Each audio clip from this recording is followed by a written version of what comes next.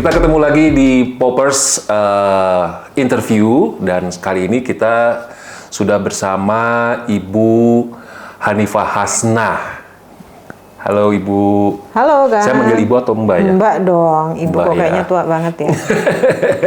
Mbak boleh perkenalkan diri dulu ya, Mbak Iva. Panggilnya Mbak Iva kan ya? Perkenalkan dulu backgroundnya Mbak, sebagai apa. Karena ini yang akan kita obrolin ini lumayan agak hot nih, karena lagi ada kasus yang hot juga yang lagi dibicarakan oleh banyak orang saat ini di Indonesia. Boleh Mbak? Oke. Jadi perkenalkan, nama saya Hanifah Hasnah, suka dipanggil Mbak Iva gitu ya Kang ya. Hari-hari saya sebagai konselor, saya menangani kasus anak dan perempuan. Jadi kalau laki-laki dewasa saya nggak menangani. Gitu ya. Betul. Jadi semua yang berhubungan dengan penyimpangan yang terjadi pada perempuan dan anak itu setiap hari saya tangani. Jadi hari-hari saya bergelut dengan kejahatan. Alhamdulillah kejahatan sejauh ini meningkat dan mulai beragam gitu ya. Alhamdulillahnya juga banyak orang yang sadar bahwa ketika ada anak yang melakukan kejahatan harus segera disembuhkan. Jadi orang tua tidak abai. Masalahnya adalah yang tidak abai itu semua dari orang tua yang merasa anaknya bermasalah atau hanya orang-orang yang terpelajar atau berada di kota-kota besar, itu saja. Jadi kasus kriminal di kalangan anak muda ini meningkat, Mbak? Apa meningkat dari tahun ke tahun dan akan terus meningkatkah? Karena gini Kang, namanya kejahatan itu dipelajari. Dipelajarinya itu dari interaksi yang intens antara seorang anak dengan anak yang lain atau kelompok yang lain. Dulu, kalau kejahatan zaman dahulu itu dilakukannya dengan secara pertemuan seperti ini. Kalau sekarang, dengan dia mempelajari dari internet, setiap hari dia nonton tentang kekerasan, setiap hari dia main game tentang pukul-pukulan, itu sama dengan pembelajaran. Akhirnya dia termotivasi untuk melakukan, apalagi kalau secara pribadi dia punya masalah. Nggak ada kedekatan dengan orang tua, terus ada gangguan mental, ada gangguan pengendalian diri. Akhirnya dia tahu ketika memukul atau melakukan agresi itu sebagai sebuah upaya untuk menyelesaikan permasalahan, itu akan dilakukan. Dan anak zaman sekarang juga mempelajari bagaimana cara menghindari hukuman. Oh ya? Belajarnya sampai di situ. Gitu. Wah, jadi luar biasa. Ngeri banget ya. Nah, oke. Mengenai kasus yang sekarang lagi banyak dibicarakan oleh banyak orang, oleh masyarakat lagi dibahas mengenai perundungan atau bullying yang terjadi di sekolah Binus di Serpong. Nah, dari kacamata Mbak Iva, itu kok masih ada sih bullying seperti itu? Bukannya pemerintah itu sekarang sudah dengan mensosialisasikan bahwa bullying ini adalah tidak boleh gitu. Kenapa masih terjadi? Jadi gini Kang, ini tidak hanya pada masalah perundungan atau bullying ya, tapi terhadap semua kejahatan yang berulang. Itu biasanya karena 4 hal ini tidak direalisasikan. Yang pertama adalah aturan, yang kedua sosialisasi, yang ketiga fasilitasi, yang keempat sanksi. Aturan itu jelas, pemerintah punya undang-undang, ya kan, negara ada undang-undang. Sekolah harusnya juga udah punya turunan undang-undangnya yang dibuat antara sekolah dengan siswa itu. Jadi sebelum mereka itu melakukan kejahatan, tuh ditangkap oleh aparat, tuh dihukum sama negara, harusnya sekolah sudah punya upaya preventif itu. Lalu aturan ini harus disosialisasikan sampai ke akar rumput. Akar rumput itu siapa?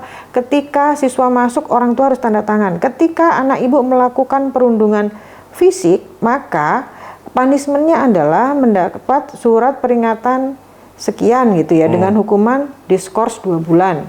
Kalau dia melakukan kekerasan hingga si korban itu mengalami luka berat, maka harus dikeluarkan dari sekolah. Itu sekolah harus punya tanda tangan oleh orang tua. Kalau bisa dipasang di dinding sekolah sehingga ketika anak mau melakukan perundungan dia tahu, oh kalau aku melakukan perundungan secara verbal, ngata-ngatain zaman kita dulu kan suka dipanggil nama orang tua ya. Ada tuh tulisannya, oh kalau aku manggil nama bapaknya itu termasuk perundungan, pasal ini hukumannya adalah aku harus mengerjakan, aku harus dihukum misalnya dijemur sehari misalnya kayak gitu. Jadi pihak sekolah itu menjadi mudah ketika harus mengaplikasikan hukuman, nggak mencari-cari. Kan kebanyakan sekolah-sekolah zaman sekarang ketika anaknya jadi korban, saya nggak suka anak saya diperlakukan seperti itu, pokoknya saya kepengen anak itu dikeluarkan. Kalau sekolah udah punya aturan, dia tinggal merujuk pada aturan yang dibuat. Nah, gitu. Ketika tidak ada aturan, sekolah pun juga akan kebingungan ketika mau melakukan punishment, karena nggak ada rujukannya. Misalnya, dia ngatain temennya dengan, maaf ya, dengan binatang. Itu masuk pasal 3 ayat 2 misalnya, dengan dihukum dengan membayar denda sebesar 150. Ada jelas gitu loh. Sehingga kalau melakukan tinggal ditunjuk ini aturannya gitu. Nah, itu dari aturan ke sosialisasi. Yang ketiga fasilitasi. Fasilitasi kalau sekolah kaya itu kan nggak mungkin ya kamar mandinya itu di ujung gitu ya, kan nggak pasti ada di tengah-tengah gitu ya. Kalau di sekolah yang lain mungkin ada tempat-tempat yang tersembunyi sehingga memungkinkan pelaku bullying itu menjadi lebih mudah untuk melakukan pembulian. Atau menggunakan acara-acara tertentu yang menggabungkan antara senior dan junior sehingga mereka semakin akrab gitu loh. Misalnya senam lucu, senam sehat atau apa yang itu per kelompok dari kelas atas sama kelas bawah sehingga mereka saling terikat. Ada attachment di antara mereka sehingga tidak ada pembulian. Gitu. Nah, yang terakhir adalah punishment. Ketika sudah ada aturan, punishmentnya ditegakkan nggak? Kalau enggak, akan terjadi terus-menerus.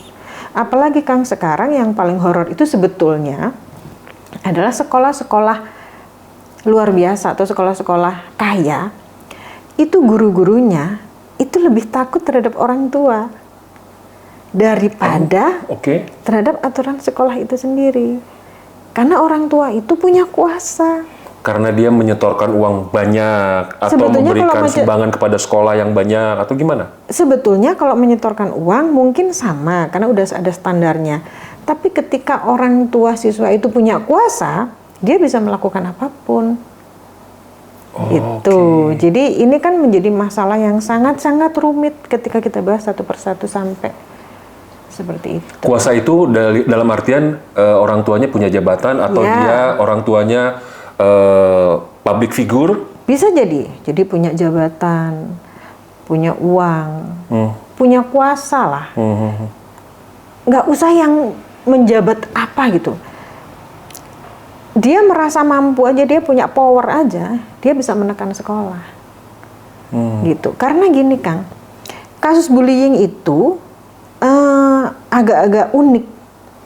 Kadang anak melapor ke orang tua, dia menjadi korban, orang tua itu nggak melakukan assessment lagi ke anaknya. Jadi orang tuanya langsung merasa bahwa anak saya korban, saya harus menyelesaikan masalah ini. Padahal korban itu nggak melulu murni korban. Ada yang murni korban, ada yang anaknya songong sehingga memancing untuk menjadi korban. Ya nggak? Ya, setuju. Ada. Banyak banget kan?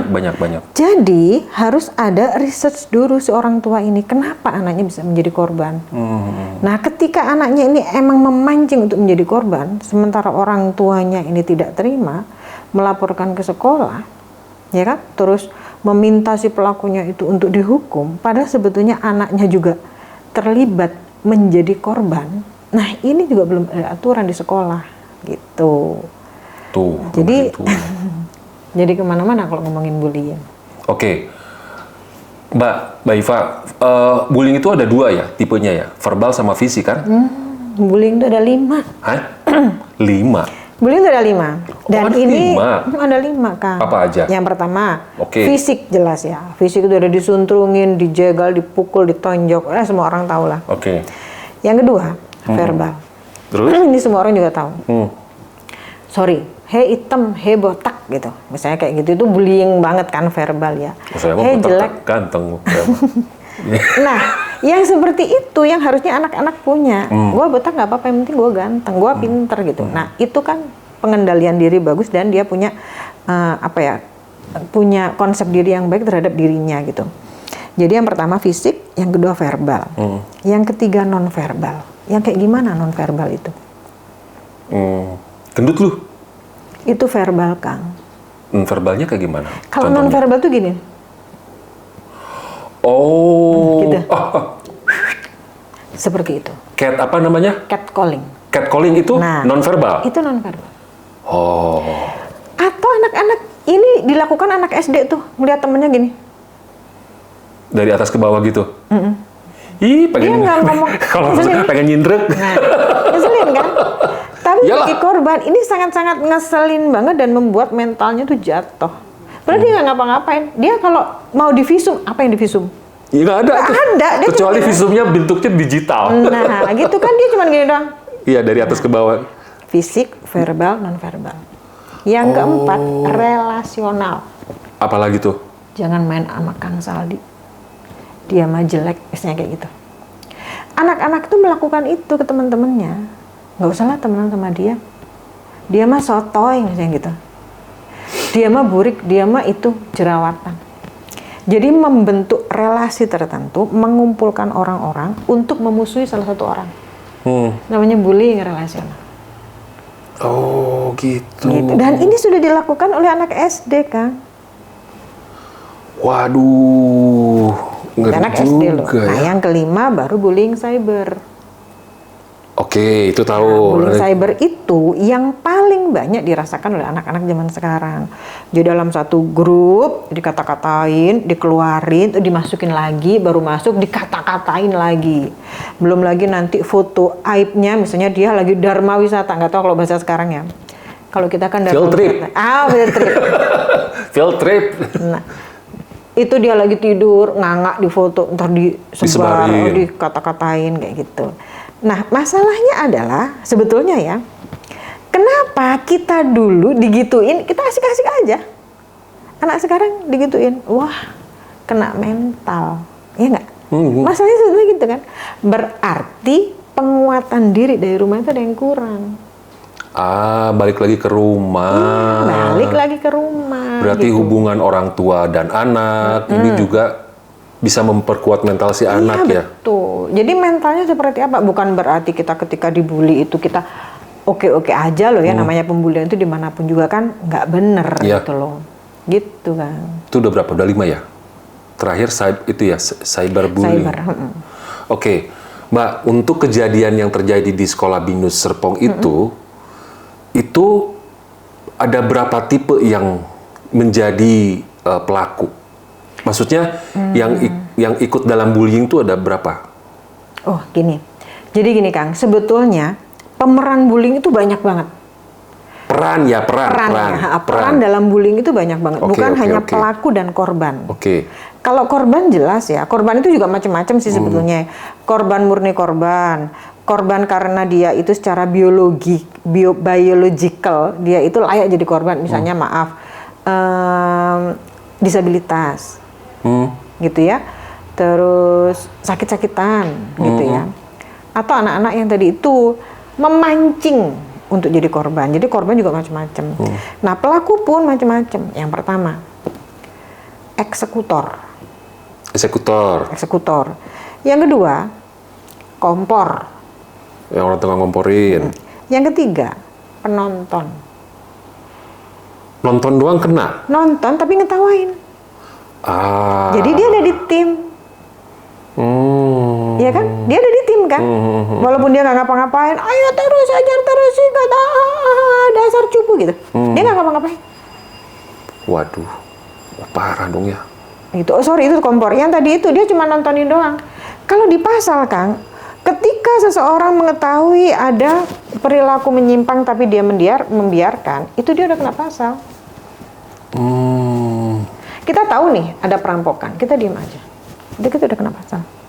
Kita tahu ada perzinahan, kita diem aja. Kita udah kena pasal. Nah anak-anak ini udah tersosialisasikan nggak pasal-pasal itu? Belum, Jadi ketika kamu melihat ada kejahatan, terus kamu diem aja, kamu nanti dipanggil jadi saksi, kau bisa kena pasal. Itu pasal berapa aja ya Mbak ya? Nah kalau pasalnya berapa itu bukan bagian saya Kang. Oke. Tapi yang jelas masih ada anak pasal. hukum yang tahu ya. Oke. Gitu. Ngeri lu.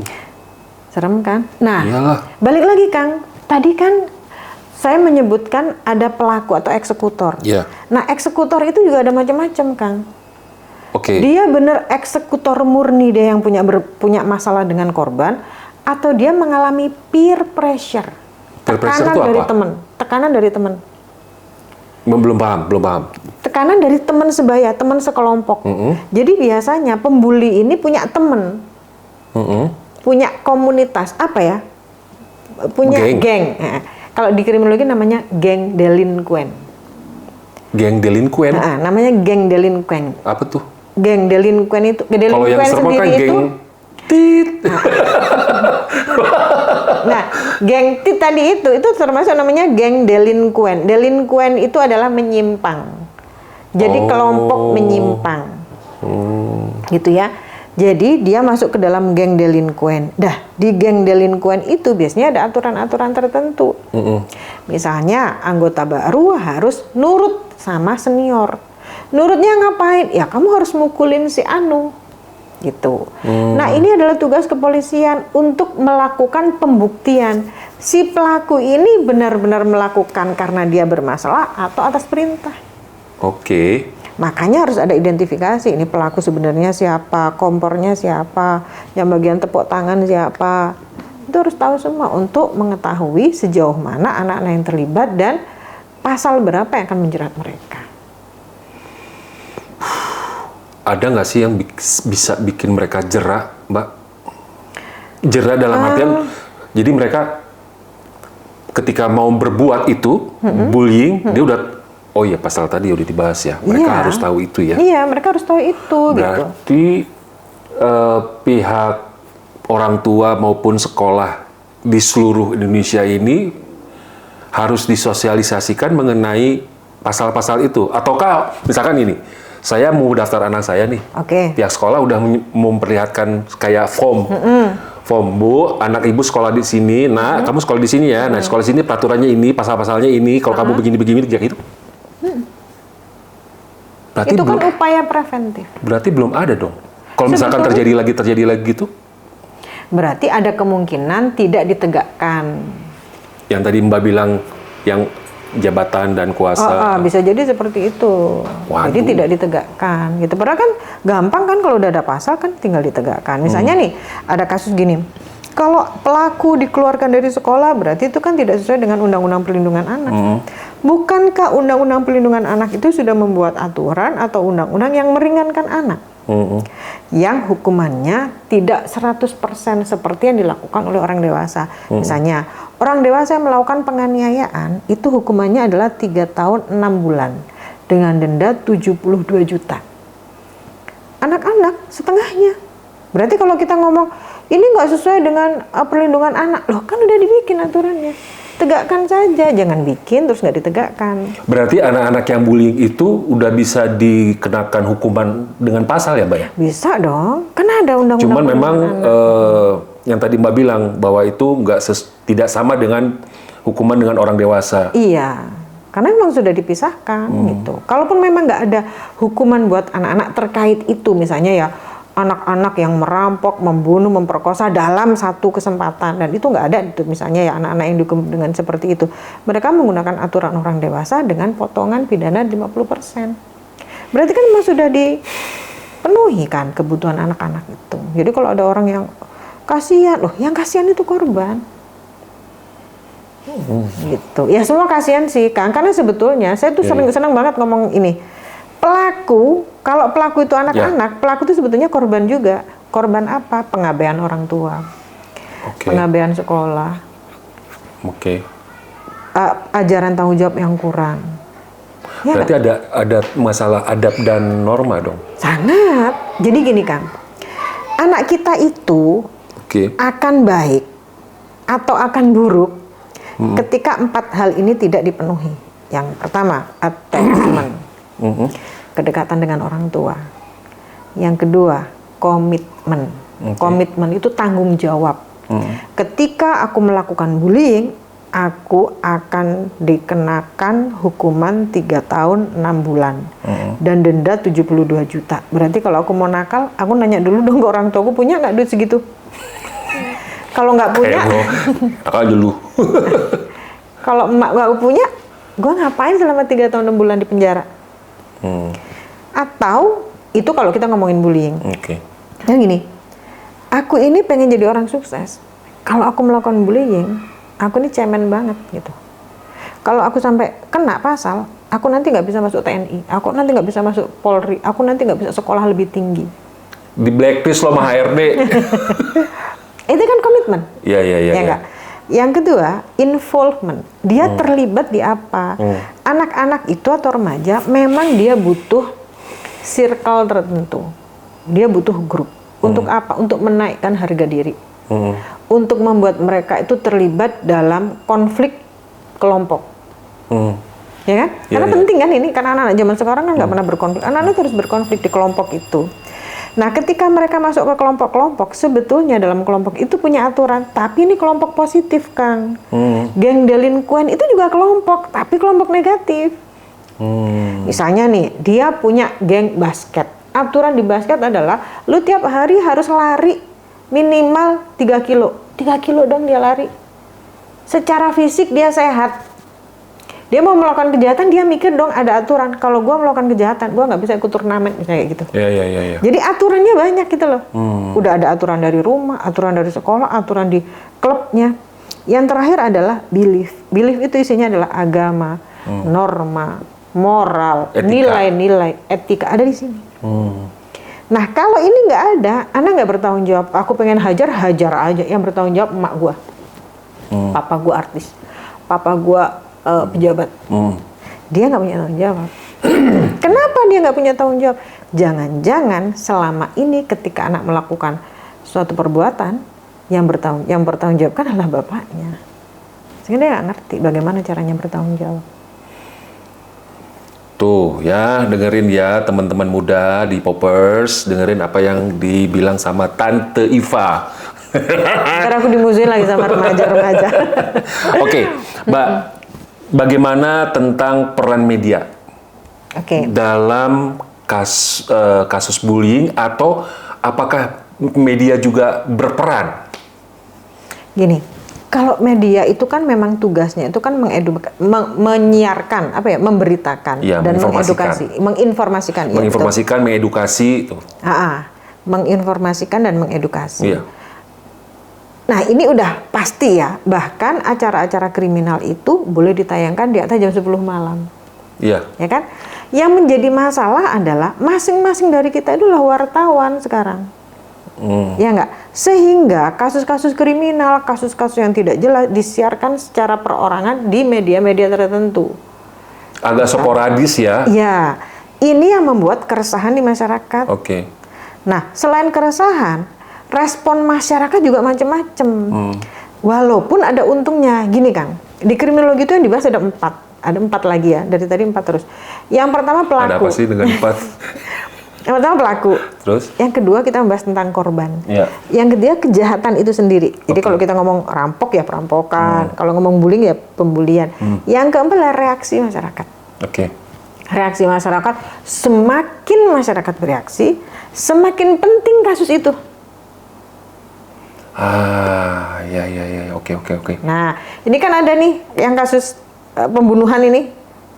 Bukan yang anak tenggelam itu. Masyarakat kan heboh banget. Anak bayi, yang anak kecil. Ya. Itu kan masyarakat heboh banget. Iya. Makanya dikawal sampai tuntas. Tapi ada sisi buruknya. Sisi buruknya adalah ketika informasi itu ditunjukkan atau dipublish oleh orang yang tidak bertanggung jawab, ya kan? Terus yang nonton adalah anak-anak yang tidak kuat mentalnya, itu bisa jadi edukasi untuk mereka. Mereka melakukan pengamatan, mereka melakukan duplikasi, acting out. Gitu. Karena kemarin saya menangani kasus, ada anak yang meninggal karena minum kopi sianida. Hah? Kopi sianidanya itu serius. Jadi tetangganya, waduh, tetangganya ngutang nih. Ntar ngobrol kayak gini. Tapi taruh ya abis ini ya. Abis kasus bullying kita ngobrol. Jadi ini Kang, ini jadi episode yang lain tapi. Gimana? Jadi ada tetangga diduga mencuri uang Kang Saldi. Oke. Ketahuan. Diperkarakan lah sama si Kang Saldi. Nah dia merasa bahwa aduh aku nggak mau diperkarakan. Akhirnya dia kepengen memusnahkan Kang Saldi dengan cara membeli racun sianida. Dimasukin ke kopinya Kang Saldi. Harapannya Kang Saldi Mati. nggak taunya yang minum anaknya yang mati. Iya. Artinya di sini kan ada pembelajaran bahwa cara membunuh dengan jarak jauh dan tepat sasaran dan Emang dukun santet. itu dengan racun gitu. Berarti kan ada pembelajaran gitu. Nah yang dikhawatirkan dari media itu seperti itu, dan media itu nggak bisa dipertanggungjawabkan kalau sekarang. Kalau TV mah jelas bisa dipertanggungjawabkan. Mereka menyalahi aturan, ngomong kasar, ngomong jorok aja langsung kena KPI. Nah kalau Komisi di Penyiaran Indonesia TikTok, Instagram dan lain-lain bagaimana gitu. Nggak ada filter. Jadi ada proses pembelajaran yang dilakukan oleh masyarakat dari platform-platform bebas itu. Tapi kalau dibilang media sosial semacam TikTok, terus Instagram, itu memang FB ya. Itu mulai sangat ketat ketika ada orang yang mengupload konten-konten yang abuse. Itu langsung di take down. Baru nongol sebentar, langsung di take down. Menyalahi ketentuan apa gitu, community apa gitu. Mau TikTok, Instagram kayak gitu sih. Tapi kadang ada yang lolos juga. Ada yang lolos juga tuh, gitu Mbak. Jadi berarti peran media di sini juga harus betul-betul, terutama ya, ini teman-teman yang berasa jadi netizen, jurnalis. Iya. Sebenarnya ada baiknya juga ya. Jadi mengawal kasus-kasus yang tadinya tidak terdetek sama pihak berwajib, akhirnya terdetek, terus akhirnya dikawal sampai tuntas gitu. Kalau yang kasus yang di Serpong itu termasuk yang kedetek juga kan Mbak ya, akhirnya dikawal sampai tuntas, meskipun di situ terlibat orang-orang penting di dalamnya ya kan ya, gitu. Oke, itu mengenai media berperan penting juga untuk mengedukasi soal itu. Terus Mbak, saran Mbak Iva sebagai konselor kepada orang tua, terus kepada anak-anak yang menjadi korban atau yang jadi pelaku, itu apa sih, Mbak? Oke, jadi gini, saran terhadap orang tua itu sebetulnya mereka harus paham dulu bullying itu apa. Tadi udah disebutkan ada 5, ya. Jadi kalau anaknya tiba-tiba pulang sekolah terus ngadu, "Mama, aku jadi korban bully." Mamanya langsung harus nanya, "Korban bully apa, Nak?" Gitu. Gitu, jangan langsung marah tuh. Jangan langsung marah. Langsung nyap-nyap, jangan. Terus tanya dulu ya. Tanyakan, korban bully apa, berarti kan dia harus paham kan si anaknya ini. Lalu tanyakan, prosesnya seperti apa? Oke. Apa yang dia lakukan? Ini cara penanganannya loh ya. Berarti harus runut dong ya? Harus runut dong gitu. Jadi dia harus paham dia dibully atau enggak. Karena gini Kang, bully itu adalah perilaku agresif yang dilakukan secara berulang terhadap satu orang dengan tujuan menyakiti. Gitu ya. Menyakitinya apa? Baik fisik maupun mental. Ya kan? Berulang. Kalau dia dipukul sekali atau dia ketendang sekali, dia nggak bisa dong ngomong bullying. Berapa kali? Ya baru sekali tadi. Terus apa yang dia lakukan? Dia minta maaf. Berarti itu bukan bullying. Oke. Gitu. Tapi bukan berarti kita nunggu yang kedua kan? Ya, jadi dari sini kita harus tahu bagaimana cara anak kita itu memperkuat dirinya. Jadi ketika kamu kena tendang, apa yang kamu lakukan? Ya aku bilang, kok aku ditendang sih? Sorry, aku tadi nggak sengaja. Gitu ya. Tempatnya di mana? Di tempat main bola, misalnya di lapangan. Berarti ini bukan bullying, tapi namanya konflik. Oh, beda lagi. Tuh, panjang lagi kan. Kalau bullying itu panjang. Terus. Bullying itu Kang, syaratnya harus ada powerful sama powerless. Ada lagi powerless, powerful, Powerful powerless. itu adalah anak yang punya kekuatan besar untuk menganiaya yang lemah. Jadi ada pilihan. Anak ini lemah nih. Anak ini badannya gede nih, tapi dia cengeng, powerless. Si pelakunya kecil banget, tapi mentes banget, kata-katanya ngeselin banget. Nah, itu dia powerful. Oke. Tapi ketika si yang dibully tadi, yang dianggap nih, yang didorong tadi, dia bilang, aku nggak suka ya digituin, sorry aku tadi nggak sengaja. Ini namanya konflik sama powernya. Nah, konflik ini biasanya terjadi di tempat-tempat umum, bukan di tempat yang tersembunyi.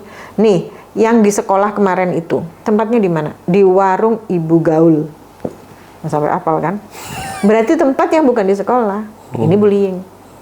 Ada powerful dan powerless, gitu ya. Nah, ditanya nih anaknya, apa yang sudah kamu lakukan? Jadi pertama tadi ditanya, kamu dibully oleh siapa? Bullyingnya bentuknya apa dari 5 tadi itu, ya kan? Terus kronologinya seperti apa? Dari kronologi ini ketahuan anak kita memancing atau dia emang beneran korban. Aku kan sebetulnya gini mah, hei pesek, dia nggak terima, aku dipukulin. Dia ngajakin teman-temannya, semua mukulin kan aku dibully. Oh, dia mancing. Jadi kronologinya harus jelas, gitu. Tapi kalau dia memang jadi korban, tanyakan bagaimana perasaan. Aku sedih, aku marah, aku benci, nggak mau sekolah, aku sakit perut. Seberapa besar perasaan itu mempengaruhi kehidupanmu? Aku nggak kepengen sekolah, berarti dia udah kena mental. Gitu. Terus sinkronkan informasi tadi dengan sekolah. Kalau kejadiannya di sekolah, gitu loh, sehingga dikawalnya itu bareng-bareng. Nah, yang sebetulnya paling penting adalah mau kita ngomong ke sekolah, mau sekolah bikin aturan, yang paling penting itu adalah bagaimana orang tua mendidik anak ini untuk menjadi anak yang kuat. Anak yang punya power tapi tidak untuk menganiaya orang. Berarti sekarang selain dia punya power, dia harus punya empati dong. Setuju. Iya, harus. Harus empati. Empati itu kan belajarnya dari rumah. Iya, betul. Ketika ibunya sakit, apakah dia mau ngambilin minum? Ketika adiknya nangis, apakah dia nanya siapa yang menyakitimu? Ketika ada kucing terlantar nggak makan, apakah dia ada rasa sayang? Ada rasa kasihan? Ketika ada orang jatuh di TV, apakah kita di jalan kita ketawa atau kita keluarlah kata, aduh kasihan banget. Dilatih. Terus hindarkan kata-kata kasar dan cara menyelesaikan masalah dengan kekerasan. Karena ketika itu dilihat setiap hari, anak-anak belajar. Hanya dia merasa bahwa cara menyelesaikan masalah adalah melakukan kekerasan. Wow. Jadi PR-nya sangat-sangat panjang. Lalu apa lagi? Sampaikan bahwa semua perilakumu ada pertanggungjawabannya. Gitu. Terus ajarkan lagi, kamu adalah anak yang kuat, jadi kamu nggak akan dibully. Tapi kalau kamu melihat teman kamu dibully, apa yang akan kamu lakukan? Karena kebanyakan anak zaman sekarang, Kang, kalau ada yang dibully, dia ngerasa itu bukan masalahku. Padahal si korban butuh teman-teman yang punya power untuk membantu dia membela atau melaporkan. Gitu. Nah, jadi pengajaran dari orang tua panjang banget. Ajarkan lagi gitu. Nih, kalau kamu sampai mendiamkan, kamu kena pasal. Apalagi kalau kamu lakukan. Mama punya uang, tapi mohon maaf nggak akan nebus. Malu mau punya anak kayak gitu. Sampaikan. Tuh, ya, teman-teman muda Poppers, itu yang tadi disampaikan oleh Tante Iva. Aduh, Tante sekarang. Mbak Iva ya. Jadi kalian kalau mau berbuat seperti yang kita bahas ini, jadi bully, orang-orang yang membuli orang, merundung orang, pikir-pikir dulu deh ya, karena akan juga kena pasal hukuman, betul ya Mbak ya? Iya, betul. Dan yang rugi kamu ya, karena ada sanksi sosial di sana. Iya, betul. Kalau ketahuan kamu bully dan tersebar di media sosial, di media nasional, kabar kamu ngebully, wah, karir kamu bisa mandek. Iya.